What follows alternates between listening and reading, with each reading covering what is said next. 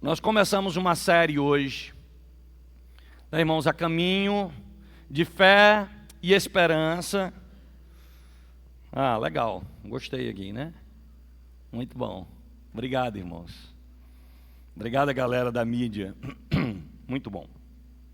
Né, irmãos, então a caminho da fé, também de fé e esperança, é o tema da nossa série que começa hoje.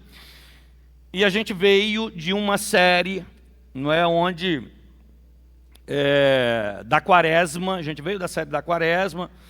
A série da Quaresma, ela vem com um tom, não é, de vida santa, de santidade, de saber o sofrimento de Jesus, a dor de Jesus. Ficou meio que, a ideia meio que impregnar, não é, esse movimento da dor de Jesus, do sofrimento de Jesus, não é? Até a cruz, a ideia da via crucias, não é? E ali nós estamos aqui por conta desse sofrimento. Esse sofrimento da Quaresma deve ser um sofrimento lembrado, tá bom? Então deve ser um sofrimento lembrado, não cochile, não durma, né? Então, é você que veio de João Pessoa, né? Acordou 4 horas da manhã, né? Então vou lhe dar um microfone. Veja, então a Quaresma foi nesse sentido, né, de saber o sofrimento de Jesus, e além desse sofrimento, né, irmãos, traição, e nós paramos em ressurreição, né, nós paramos em ressurreição. Inclusive a última mensagem foi em João 20, a ideia da ressurreição. Mas veja, algo que nós precisamos lembrar no caminho de fé e esperança é que a ressurreição, ela não tem um fim em si mesma, a ressurreição. Não é? Ah, Jesus ressuscitou. Tá bem, e depois daí, o que fica? O que acontece depois daí? Não é? Depois, irmãos, desse momento da ressurreição de Jesus, nós temos a fé e a esperança, o caminho da fé e esperança. Nós temos a movimentação da igreja, Atos, não é? E eu quero que você abra sua Bíblia em Atos, capítulo 1. Então nós temos Atos, onde Atos é a movimentação da igreja sendo criada, a igreja colocando em prática fé e esperança. E nós temos, irmãos, eu já vou dar uma introdução antes da leitura, né? O texto de Atos, não é? Ele foi escrito por quem? Foi escrito por Lucas, não é? O texto de Lucas, ele foi escrito pelo Dr. Lucas, ele foi escrito para um homem chamado Teófilo, tá bem? Então o texto de Lucas foi escrito por um homem chamado Teófilo. Veja, o texto de Atos foi escrito também para um homem chamado Teófilo. Ninguém sabe muito bem quem é Teófilo, tá bem? Ninguém sabe muito bem, nós não temos muitas informações desse homem. Há quem diga que esse homem era um mantenedor, tá bem? Ele era um mantenedor da missão de Lucas. Tá bem? Há quem diga que ele era um general romano e alguém que tinha muita autoridade. Olha que negócio interessante. E há quem diga que Lucas discipulava Teófilo. E o escrito de Lucas, do livro de Lucas, ali do Evangelho, era exatamente o escritor Lucas, doutor Lucas, não é? Falando para Teófilo, explicando para Teófilo quem era Jesus. A graça de Jesus, o amor de Jesus, a misericórdia dele. Então, quem era esse Jesus? Quando ele escreve novamente, irmãos, para Teófilo em Atos, ele está ali, também discipulando Teófilo. E aí eu queria inclusive frisar que é importante o discipulado, tá? É importante que a gente venha entender o valor do discipulado. Nós precisamos discipular, e nós precisamos discipular pessoas com a perspectiva de que esse evangelho de Jesus é vivo, e a fonte desse evangelho é o Cristo que morreu e que ressuscitou. Então nós temos aqui o livro de Atos, e eu quero que você vá para o primeiro versículo de Atos,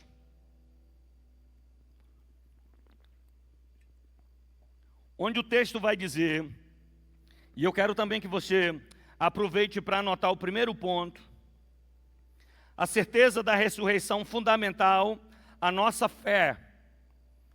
A certeza da ressurreição fundamental à nossa fé. E o texto diz: em meu livro anterior, Lucas, tá bem? Teófilo, escrevi a respeito de tudo que Jesus começou a fazer e a ensinar.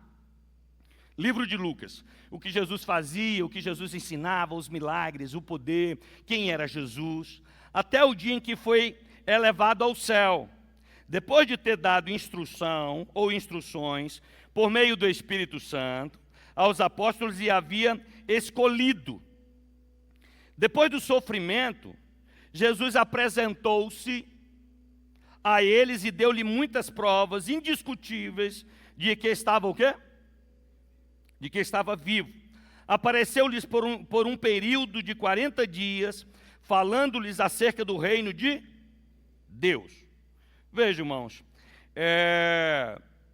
ele faz Lucas começa lembrando sobre Teófilo, eu já expliquei quem era mais ou menos ali Teófilo.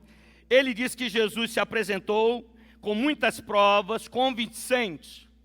Por que com a ideia de provas convincentes?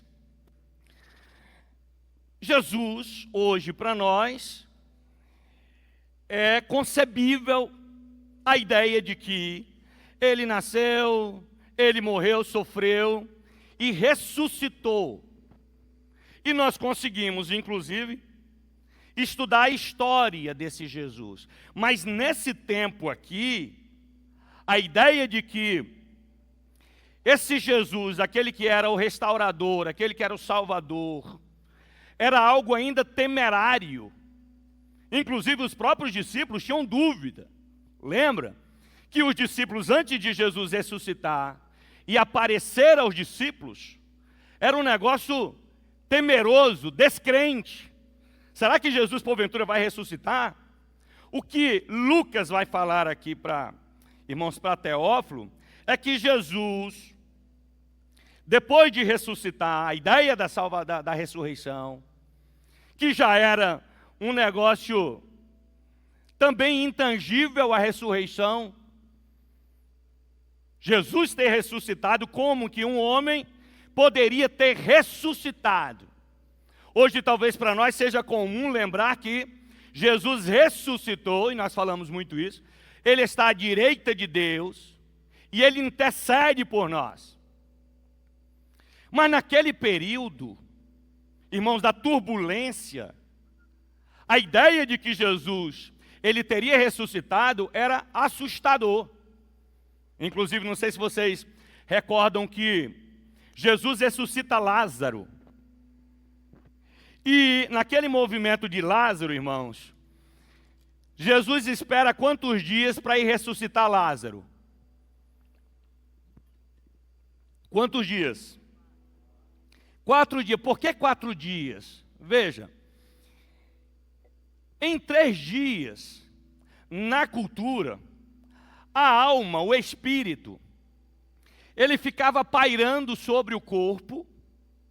Jesus soube que Lázaro havia morrido, ele recebe o recado. Jesus espera 4 dias para ele ir ressuscitar Lázaro. Porque esse negócio, se viesse a acontecer alguma coisa em 3 dias, para eles ainda seria comum um milagre acontecer. Mas em 4 dias seria algo inédito, impossível acontecer o milagre. Lucas, tentando discipular Teófilo, ele vai dizer que, olha, Jesus se apresentou com provas convincentes. Aqui a ideia não é de algo vago ou simbólico, tá bem? Não é de algo intangível. Era Lucas dizendo para Teófilo, olha, Jesus ressuscitou de fato. Jesus ressuscitou de verdade. Houve evidências de que Jesus ressuscitou.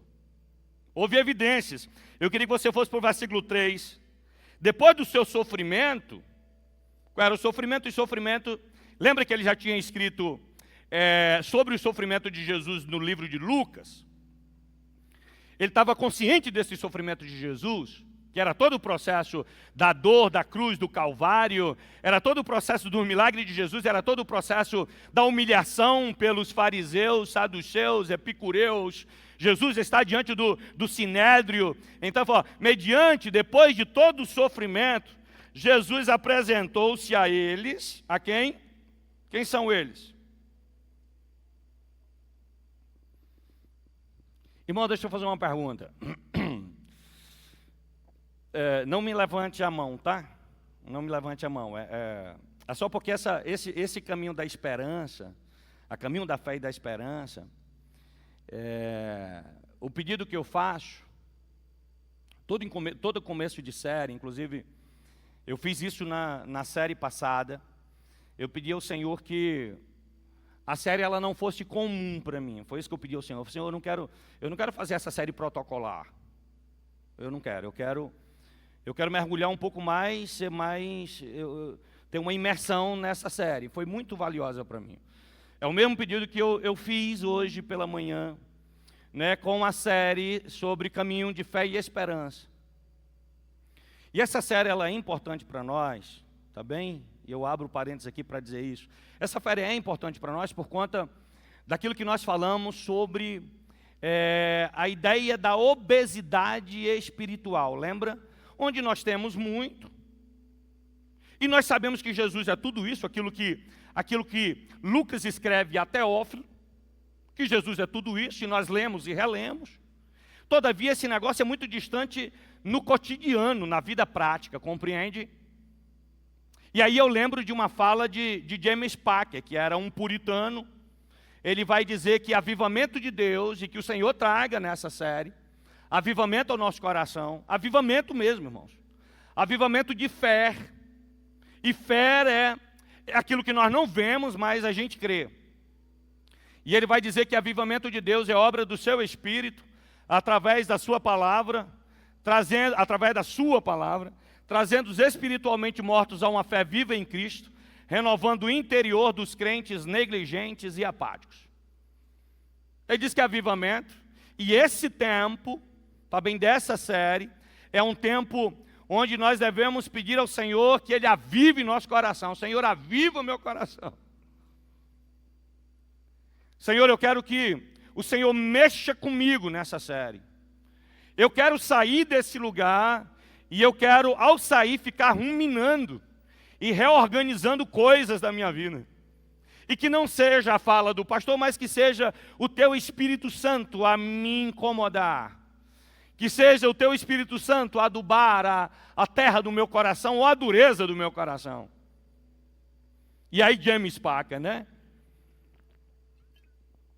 Dizendo que avivamento de Deus é obra do seu Espírito através da sua palavra, trazendo os espiritualmente mortos a uma fé viva em Cristo, renovando o interior dos crentes negligentes e apáticos. Veja, depois do sofrimento, Jesus apresentou-se a ele e lhes deu provas aqui aos discípulos, e lhe deu muitas provas indiscutíveis de que estava vivo. Teófilo, Jesus está vivo. Depois de ressuscitar e passar todos os sofrimentos, Jesus se apresentou de maneira tangível, real, verdadeira, por um período de quanto tempo? De 40 dias, falando-lhes acerca do reino de Deus. 40 dias, irmãos, era um outro número importante. 40 dias era um outro número importante, tá? Porque se Jesus não tivesse se apresentado dentro dessa margem de 40 dias, esse negócio ficava duvidoso. E ele vai dizer, olha, Teófilo, deixa eu dizer um negócio para você. Jesus se apresenta durante 40 dias. Esse 40 dias era valioso para fazer o fechamento da ideia concreta de que Jesus tinha ressuscitado. Até porque, irmãos, as mentiras sobre a ressurreição de Jesus, elas se espalharam na cidade, em Jerusalém, nas cidades próximas. Há mentiras sobre quem é Jesus, que muitas vezes hoje nós ficamos furiosos, porque existe no nosso meio, do mesmo jeito. E só através da Bíblia, dos escritos bíblicos, que nós vamos comprovar e provocar fé ao coração do outro, daquele que não crê. Aí Lucas vai dizer, Teófilo, olha, ele se apresentou de maneira contundente, inclusive, ele comeu com os discípulos. Se nós olharmos, irmãos, em Marcos, se você quiser anotar aí, deixa eu ver se eu registrei aqui. Deixa eu ver se eu registrei. Não anotei aqui. Ah, tá bem, tá. Marcos 16, ó. Se você anotar, olhar para Marcos 16, versículo 9 e do versículo 14, você vai observar uma série de fatores, de encontros de Jesus, comendo com os discípulos, curando, depois da ressurreição. Marcos capítulo 16, do 9 a 14. Você vai ver fatos, currículo, de quantas vezes Jesus sentou depois da ressurreição, apareceu depois da ressurreição, e sentou com os discípulos, e comeu com os discípulos, e viveu com os discípulos, e ele era real. E Jesus, nesses aparecimentos, ele apresentava os cravos que lhe furaram as mãos e os pés. E tudo isso era, irmãos, prova de que Jesus tinha ressuscitado. Veja. Pastor, esse negócio é importante para nós? Tem um livro que eu gostaria que você, se você tiver um interesse, é fininho, tá bem? Mas é muito precioso. Inclusive em relação essa historicidade de Jesus, também da ressurreição, é mais que o carpinteiro, de um professor, tá bom?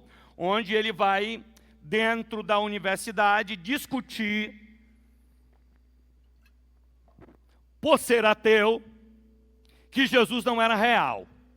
E você vê todas essas provas. Aqui, Lucas vai falar que Jesus, ele aparece.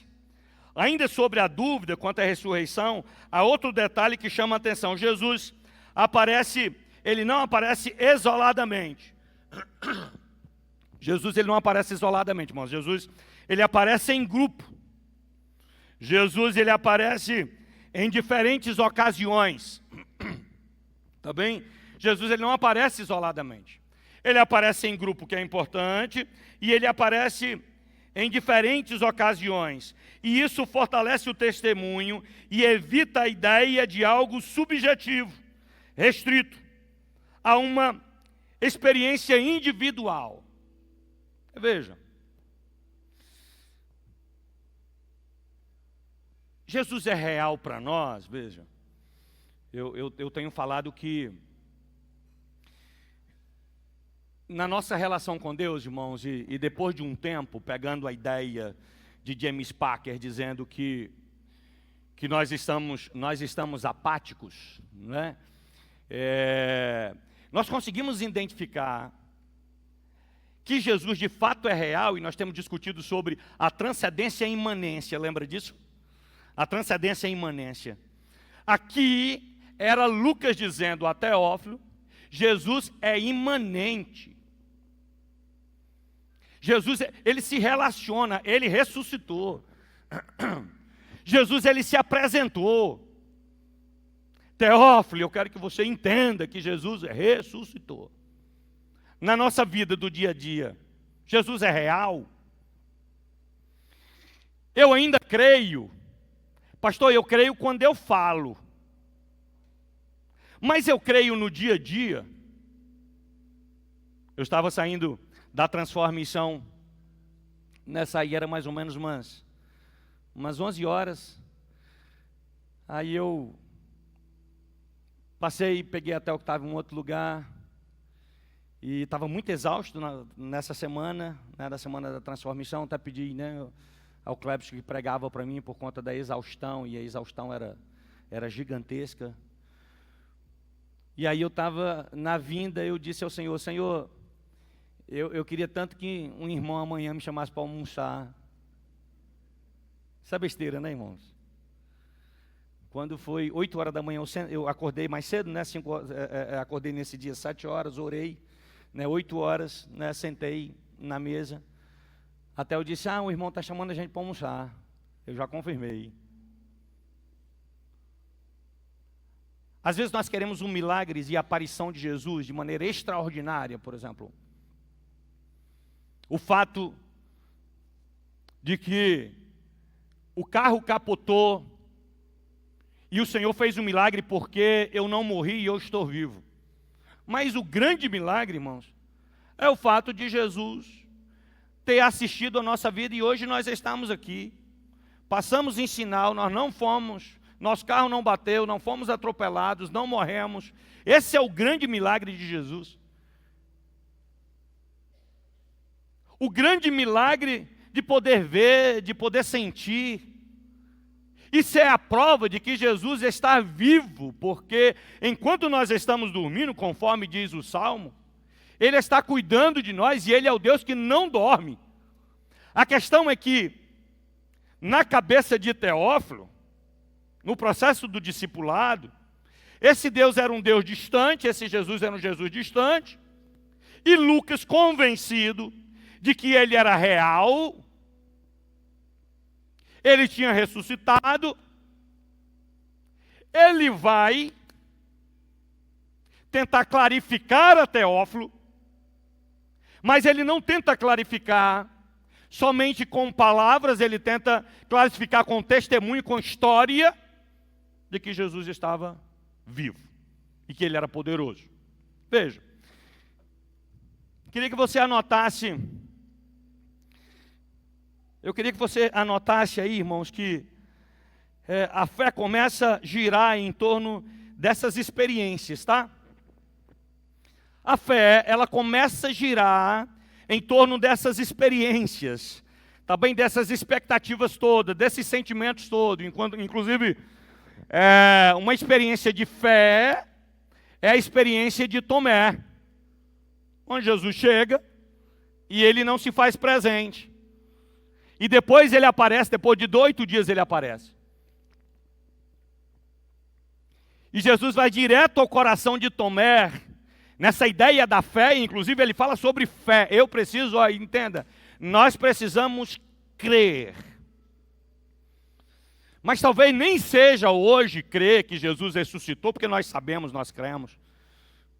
Talvez hoje, para mim e para você que o Senhor trouxe nesta manhã, é crer que Ele continua fazendo, e que nós somos parte desse movimento, que propaga o Evangelho de Jesus, e somos responsáveis por discipular outras pessoas. Inclusive ele vai dizer mais atrás, mais embaixo, que nós somos testemunhas, nós chegaremos lá. Mas enfim, irmãos, a fé começa a girar em torno dessas experiências pessoais, tá bem? E aí fica definido, tá bem, de que a fé ela precisa entrar em ação. A fé começa a girar em torno das experiências e a igreja começa aqui. Veja, a igreja, ela começa exatamente aqui. A igreja é movida por fé. A igreja, o livro de Atos, na verdade, Atos é a implantação da igreja. Como que acontece? A construção, a instituição, a primeira instituição criada por Deus, foi quem, irmãos? Foi qual? Oi? Quem acha que é a igreja? Deixa eu pedir uma outra coisa. Quando você sentar, sente mais perto. O risco de cair algum respingo de cuspe santo é só os caras da frente. Fiquem mais perto, ou então eu vou ter que ir aí. Veja, para que a gente entenda, inclusive alguns que... Alex? Paz, meus amados. Achei que tinham sido arrebatados, inclusive.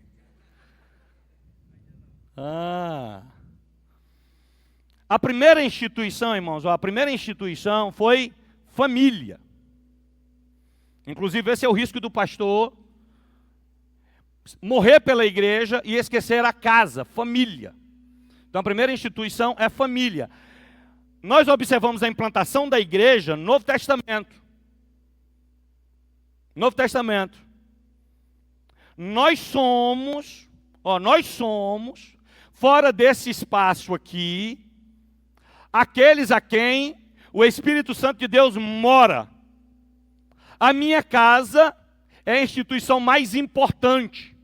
É por isso que ser na igreja uma coisa e ser em casa uma outra não combina com a vontade de Deus sobre nós. Mas a igreja, ela nasce aqui em Atos, movida por fé. Está bem? Movida por fé. E eu gostaria que você anotasse aí a ordem para esperar a promessa do Espírito. Versículo 4, versículo 5.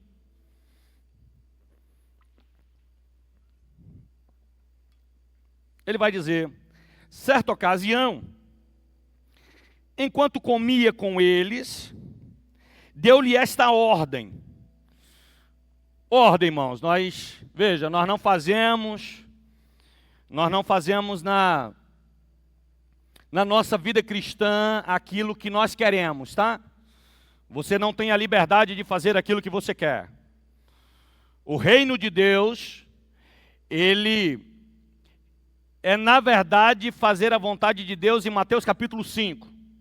E aí Lucas vai escrever a Teófilo dizendo: enquanto comiam com eles, deu-lhes esta ordem: não saiam de Jerusalém.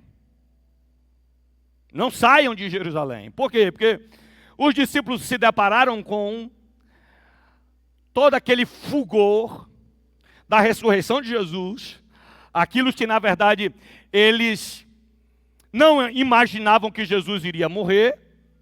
De repente Jesus morre, mas logo mais Jesus ressuscita. A mulher samaritana se depara com Jesus e ela faz o quê? Ela vai comunicar. A ideia aqui é que os discípulos também, eles já estavam prontos para sair comunicando. Aí Jesus, ele vai fazer um pedido difícil para os discípulos, irmãos. Às vezes Jesus faz pedidos difíceis para nós. Às vezes Jesus fala assim, não case. Ele não é a pessoa para você. Aí o pai está dizendo assim: minha filha, esse relacionamento não vai dar certo para você. Jesus dá ordem. Jesus dá ordem. Às vezes é o Senhor dizendo para nós: não se apegue a dinheiro. Ei, cuida da tua casa. Não, mas eu não quero. Ei, ajuda a tua mulher em casa. Não, meu amigo, mas eu já trabalho fora. A minha vida já é difícil. Chegar em casa e ficar ajudando mulher, esse negócio é um saco. Mas a ordem do Senhor é que nós somos companheiros. A ordem de Deus, às vezes o pedido de Deus sobre nós são pedidos difíceis. Por que esse pedido foi difícil para os discípulos? Irmãos, Jerusalém era o lugar onde Jesus havia sofrido, padecido.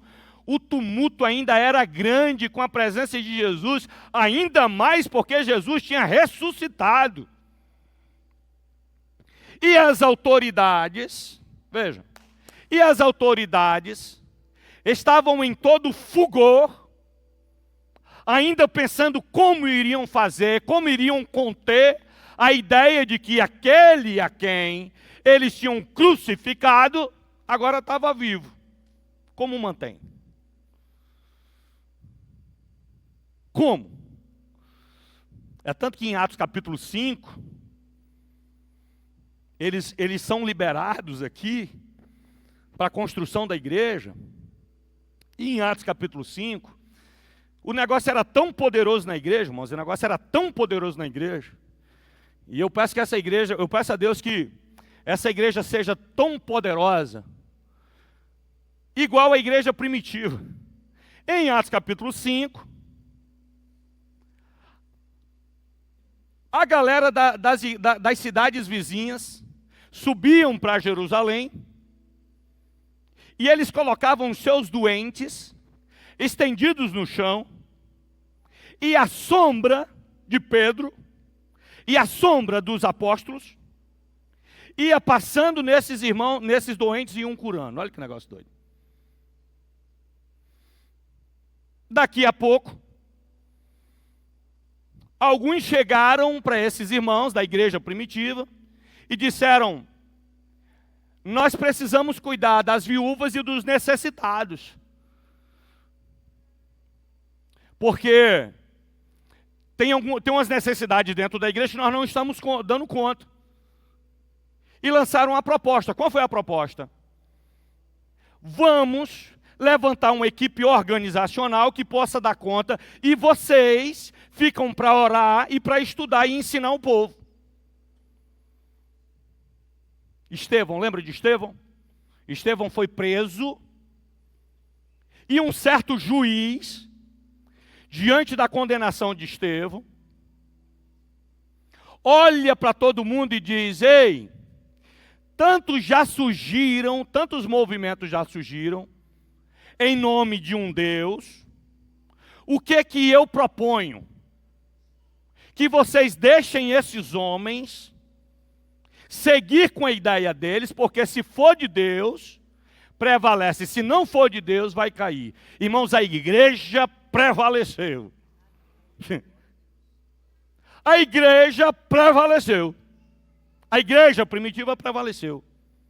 E era difícil, escutem, era difícil o pedido de Jesus: ei, fiquem em Jerusalém, porque em Jerusalém estava uma confusão, meu amigo. Mas a questão é o seguinte: nós não podemos fazer a missão. Vocês estão me ouvindo bem aí? A questão de Jesus era o seguinte: os discípulos nem estavam entendendo muito bem. Logo na sequência você vai observar que os discípulos não estavam entendendo muito bem. Eles fazem uma pergunta atravessada que não tem nada a ver. E aí, Jesus queria que eles compreendessem que o evangelho da missão da igreja primitiva não poderia ser feito na força do braço.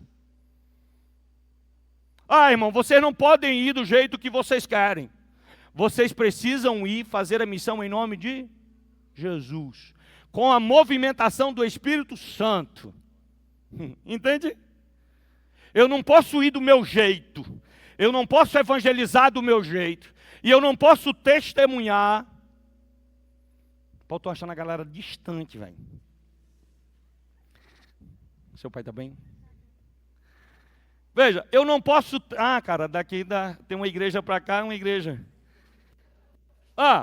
A ideia era: eu não posso testemunhar sem viver, porque depois ele pede para ser testemunha. Aí Jesus vai dizer o seguinte: a ordem de Jesus. Qual foi a ordem de Jesus? Fiquem aonde? Fiquem num lugar difícil. Irmãos, às vezes o lugar que nós não queremos ficar, às vezes enfrentar aquilo que nós não queremos, é onde o Senhor quer tratar nosso coração. Jerusalém era um lugar difícil para os discípulos. Não saiam de Jerusalém, mas esperem pela promessa do Pai, da qual lhes falei. Pois João batizou com água, mas dentro de poucos dias vocês serão batizados com o Espírito Santo. Veja. Jesus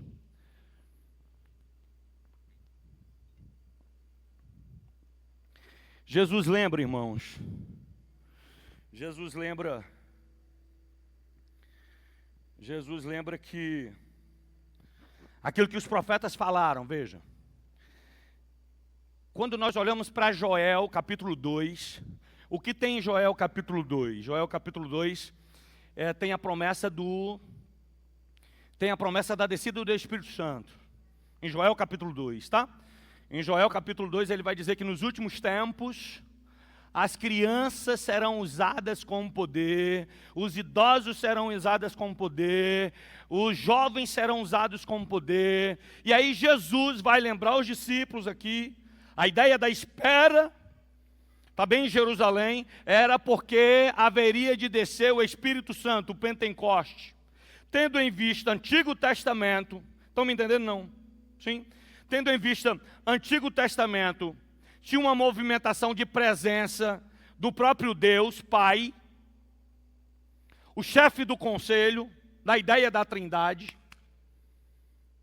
Quando nós olhamos quando nós olhamos para o Novo Testamento, nós temos uma presença mais contundente, real, de Jesus, mas Jesus ressuscita e ele não vai ficar, ele vai subir aos céus e teria que descer quem? O Espírito Santo. Hoje, a presença real é do Espírito Santo sobre nós. E aí é uma outra questão. Esse Espírito Santo, ele se move na minha vida como? Como que esse Espírito Santo, ele se movimenta em mim? Veja, irmãos, uma forma que eu encontro para entender a movimentação do Espírito Santo, eu não sei como é a forma que você encontra, tá? Mas eu preciso tratar essa movimentação do Espírito Santo com realidade na nossa vida, na vida da igreja. Eu preciso tratar a movimentação do Espírito Santo real, de maneira real. Que ele está comigo a todo tempo. Quando eu levanto, quando eu deito. Mas, pastor, de que maneira o Espírito Santo, ele atua em mim? Se alguém chegar para você e falar assim, o Espírito Santo mora em você, eu falo assim, mora. Ele mora como? Ele atua como em você? Como é que ele atua em você? Nós vamos dizer o quê? Nós sabemos dizer, fala, rapaz, ele mora em mim. Fala assim, ele mora em você como? Se um corpo não, se um corpo ele não ocupa, né, o mesmo espaço, né? Como? Como que ele habita em mim? Quer que eu responda ou vamos seguir? Vamos seguir, né? Vamos seguir. Hã? Como que ele habita, irmãos? Veja.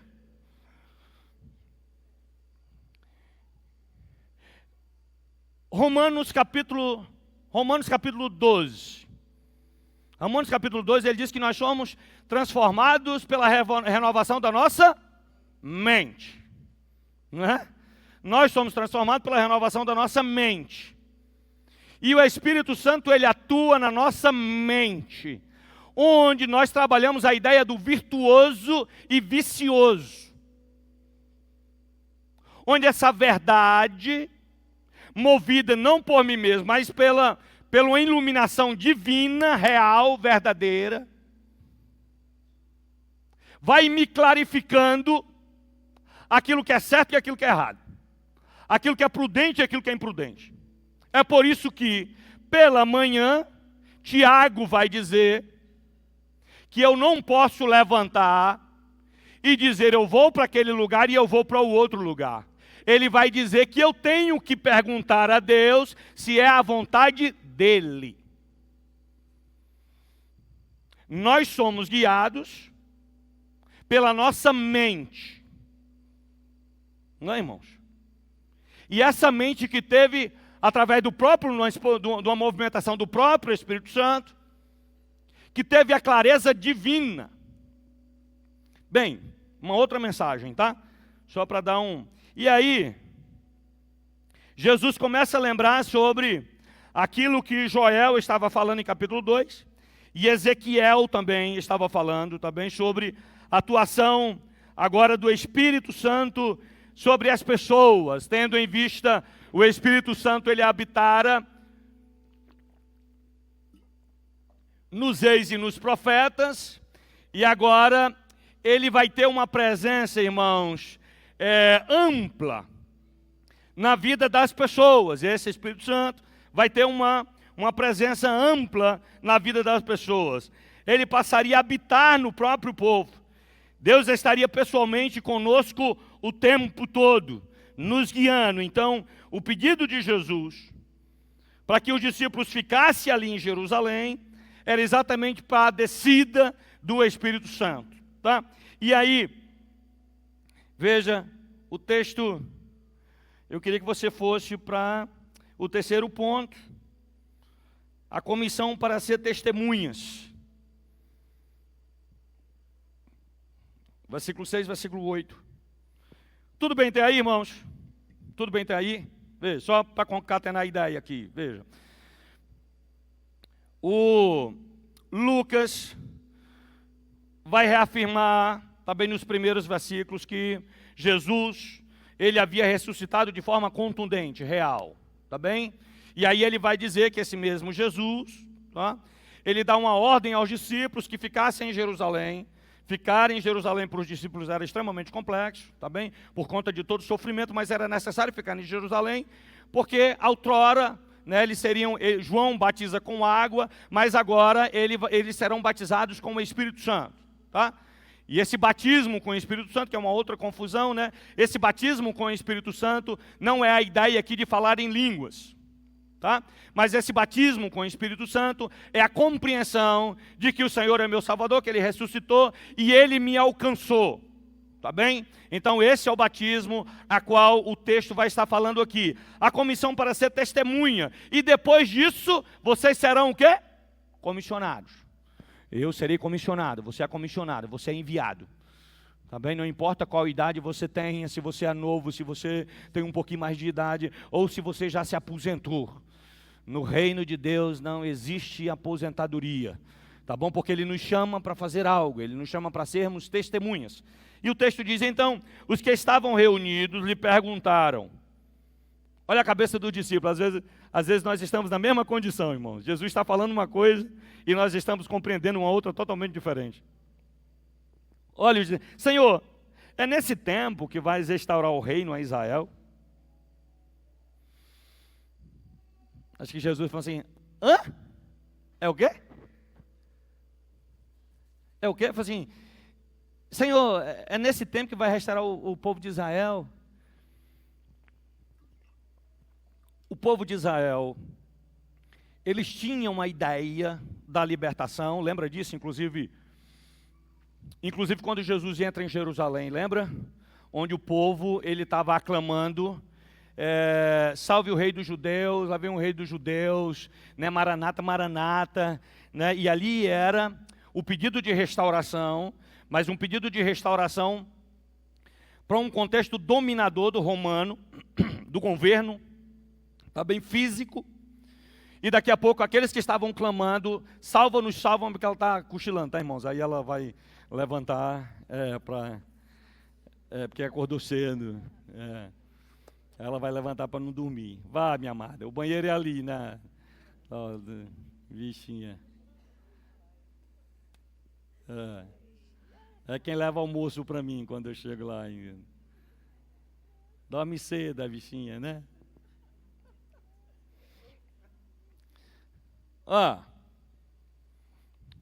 Onde eu estava? Tá, entendi. Veja, a ideia aqui era aqueles que clamaram, salva-nos, salva-nos, salva-nos, no começo da semana, no domingo. Na quinta-feira, estava clamando, crucificam, crucificam, crucificam. Tá bem? Porque era a não compreensão, tá bem, do reino de Deus, tá bem? Aqui, os discípulos também não conseguem compreender. Eles não conseguem compreender. Inclusive nós, às vezes, temos dificuldade para compreender o que é reino, irmãos. O que é reino de Deus. Em alguns momentos nós falamos que o reino de Deus já chegou, mas ainda não. Mas me diga, o que é reino de Deus? Né? Se alguém chegar para nós e perguntar, fala, rapaz, vocês falam tanto de reino de Deus, mas o que de fato é reino de Deus? Eu compreendo o que é reino de Deus em Mateus capítulo 5, tá? Você vai compreender o que é reino de Deus. Os discípulos chegam para Jesus e dizem assim, Senhor, é nesse tempo que vais restaurar o reino a Israel? Jesus, irmão, se você observar no texto, ele não dá a mínima. Às vezes os caras falam assim, rapaz, se você prestar atenção, às vezes Jesus dá umas sapatadas, ao ponto de dizer a Pedro, para trás de mim, Satanás. Eu não sei nem quem você é. Não é? Então Jesus não dá a mínima para a pergunta que eles fazem. No versículo 7, ele lhe respondeu, não lhes compete saber o tempo ou as datas que o Pai estabeleceu pela sua própria autoridade.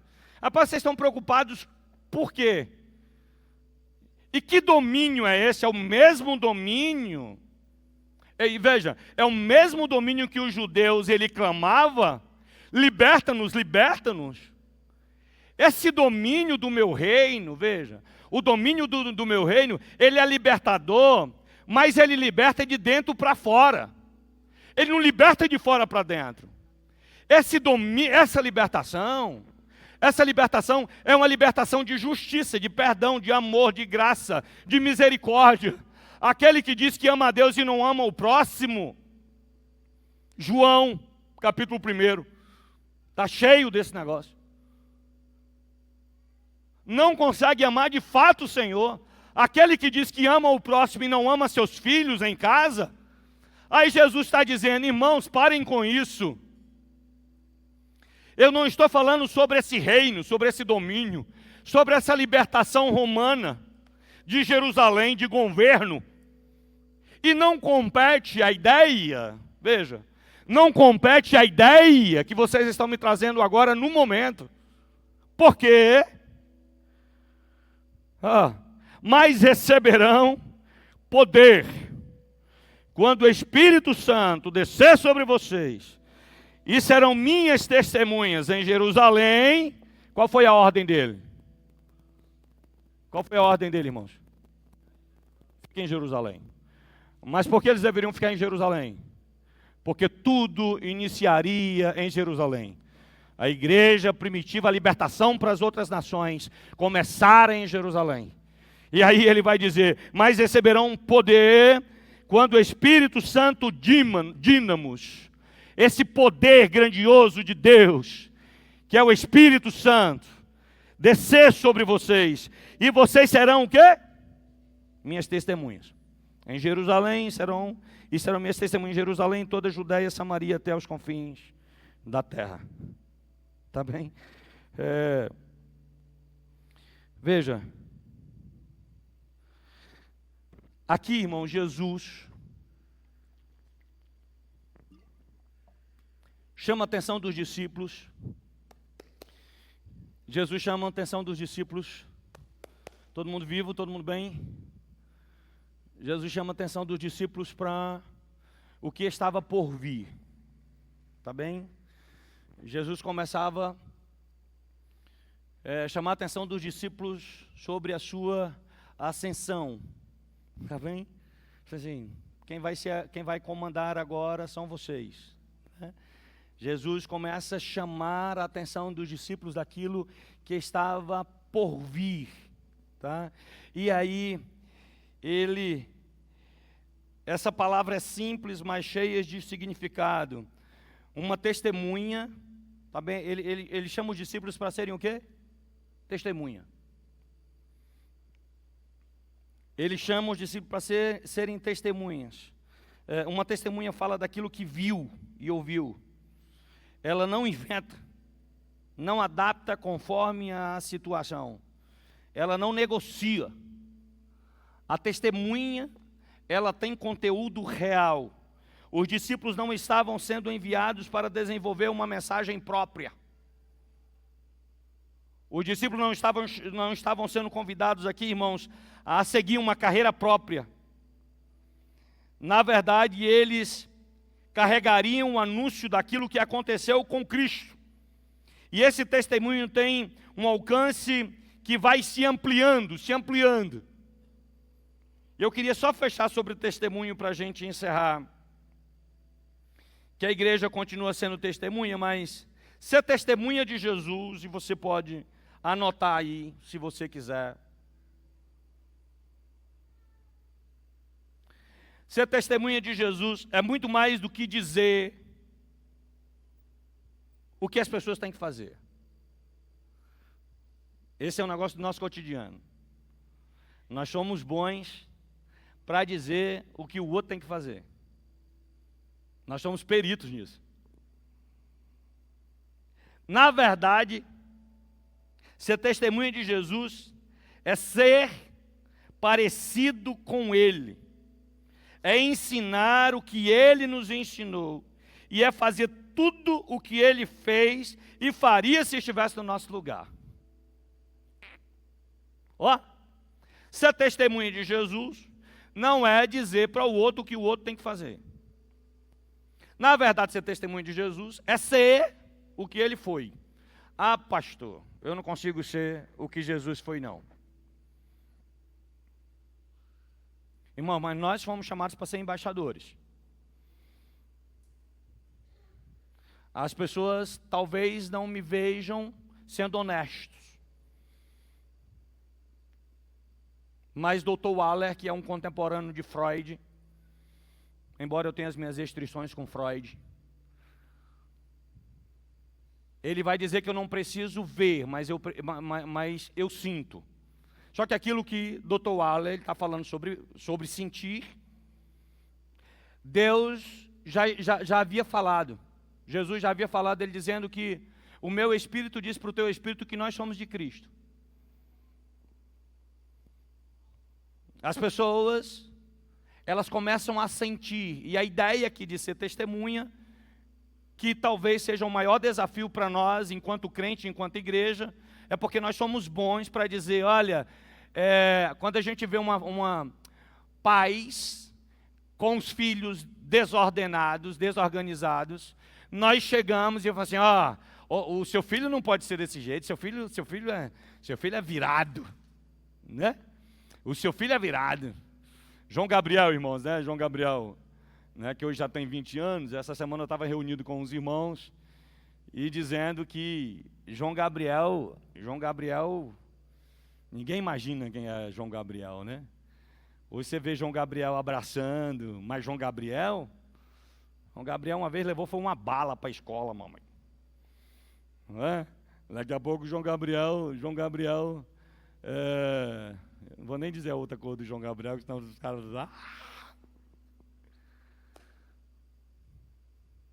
Mas veja, às vezes eu sou bom para dizer o que o outro tem que fazer, mas eu não consigo fazer. E nesse movimento do João Gabriel, eu comprei um banco, ele tinha 1 ano e 8 meses. E eu fazia discipulado com o João, ele com 1 ano e 8 meses. Propósito, missão, visão, vida física, vida emocional, vida profissional, vida intelectual, vida espiritual, vida familiar.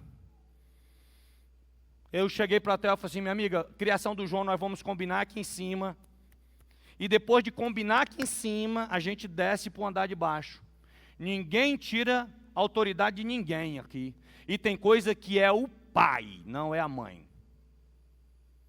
E às vezes nós damos a responsabilidade para o pai, ou seja, para a mãe que é do pai.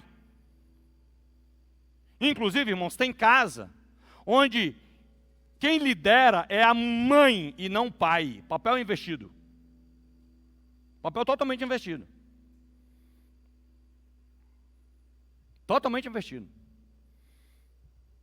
Nós não vamos... Como que nós vamos falar sobre vida financeira ajustada se nós temos a nossa vida financeira bagunçada? Me diga qual é a autoridade, qual é a testemunha que eu serei de Jesus se eu vou falar de vida financeira, que é o maior perrengue hoje da humanidade, inclusive com a economia que nós temos. Se nós somos desajustados financeiramente. Acorde. Eu estou terminando. Como nós vamos falar sobre vida espiritual para o outro e falar de Jesus, se eu não experimento Jesus, irmãos? Se eu não sei orar? Veja, deixa eu dizer uma coisa para você. Se você é crente em Cristo Jesus, se você é crente e você não sabe orar, se você não sabe orar, meu amigo, não, pastor, eu sei orar. Eu falei assim, sabe qual é a nossa oração? Oração de fast food. Senhor, muito obrigado por esse dia, Senhor. Tua graça é a tua bondade. Amém. Bora comer? Não, irmãos. Não. O texto está dizendo que nós temos que ser testemunha. Testemunha é viver antes de fazer. Eu tenho dito para os meninos que eu mentoreio, que eu lidero, tanto aqui quanto de João Pessoa. Eu falei, irmãos, eu vou dizer para vocês que o maior desafio da minha vida não é pregar para viver. O maior desafio da minha vida é viver para poder pregar. Esse é o maior desafio da minha vida. Esse é o maior desafio. Porque o texto está dizendo que nós somos testemunha, e testemunha de Jesus é muito mais do que dizer o que o outro tem que fazer. É ser parecido com ele. E é ensinar como ele ensinou. E é fazer tudo aquilo que fez e Jesus faria se ele estivesse no nosso lugar. Mas esse negócio só acontece se nós formos movidos pelo Espírito Santo. Ainda tem mais. Ainda tem mais, irmãos. Nós temos maior dificuldade de ser testemunha. E como ele vai finalizar, olha como ele finaliza o capítulo 8, o versículo 8. Quando ele finaliza, ele vai dizer o seguinte: mas recebereis poder ao descer sobre vós o Espírito Santo, e vocês serão minhas testemunhas em Jerusalém, em toda a Judéia, Samaria e até os confins da terra. Veja, o meu evangelho é para todos. O meu evangelho, ele não está alocado somente em Jerusalém, mas ele vai se propagar. É a ideia do epicentro. Jerusalém é epicentro. Ele vai reverberar. O evangelho de Jesus, ele não é privado. O evangelho de Jesus, ele é público. O evangelho de Jesus não é privado, ele é público. Ele deve alcançar os meus amigos do trabalho, ele deve alcançar, irmãos, o evangelho de Jesus, ele deve alcançar o meu vizinho, ele deve alcançar a prostituta, o presídio, aqueles que estão presos, ele deve alcançar aquele que nós não gostamos, ele deve alcançar, porque é mandamento do Cristo sobre nós, da igreja viva.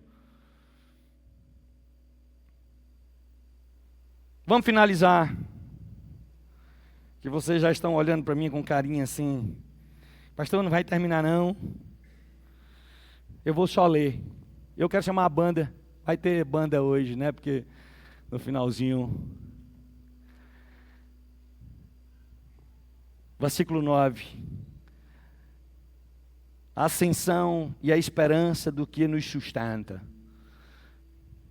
A ascensão e a esperança do que nos sustenta. Tendo dito isso, foi elevado às alturas enquanto eles olhavam, e uma nuvem encobriu da vista deles. E eles ficaram com os olhos fitos nos céus enquanto ele subia. De repente surgiram diante dele 2 homens vestidos de branco, que lhes disseram: Galileus, por que vocês estão olhando para o céu? Este mesmo Jesus que dentre vocês foram levado ao céu, voltará da mesma forma como o viram subir. Então eles voltaram para Jerusalém, vindo do monte chamado das Oliveiras, que fica perto da cidade, cerca de 1 quilômetro. Quando chegaram, subiram ao aposento onde estavam hospedados. Achavam-se presentes Pedro, João, Tiago e André, Filipe, Tomé, Bartolomeu e Mateus, Tiago, filho de Alfeu, Simão e Zelote, e Judas, o filho de Tiago, não mais o Judas Iscariotes, tá, irmãos? Todos eles se reuniam sempre em quê? Se reuniam para quê? Para orar. Se reuniam para orar. Tem um negócio muito interessante aqui, que é a ideia da comunhão. Tá? A ideia da comunhão. Com as mulheres, inclusive Maria de João 20, e com os irmãos de Jesus. Deixa eu finalizar com três questões importantes para o nosso coração. E você pode até levantar já. Pode levantar.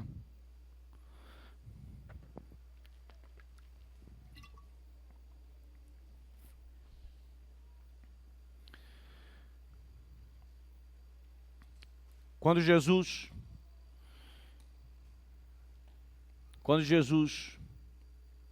é tomado, irmãos, pelas nuvens, ali é o sinônimo de glória, tá bem? Quando Jesus é envolvido pela nuvem, é o sinônimo de glória. E essa glória, ela está contida, tá bem, para a clareza do nosso entendimento, Filipenses capítulo 2. Aquele que foi humilhado, ele foi glorificado. E hoje está à direita de Deus. Então, o Pai o glorifica. Os anjos olham para os discípulos, varões galileus, porque vocês estão aí, olhando para o céu, meio assim, vão trabalhar. Ei, ouviram um conselho? Ouviram, sigam, obedeçam. Vá obedecer agora, vá trabalhar, vá seguir. Outra coisa, escutem, ele vai voltar. Ele vai voltar. Fiquem tranquilos, do jeito que vocês estão vendo subir, vocês vão vê-lo descer, com poder e glória. Ele vai voltar. Aí depois, irmãos, ele tem outra coisa importante, que é a ideia da comunhão. Eles se reuniam para orar. E ficavam todos unidos. Inclusive, se você pegar Atos capítulo 2, versículo 42, vai dizer que eles permaneciam todos unidos na doutrina dos apóstolos, no partir do pão e nas orações.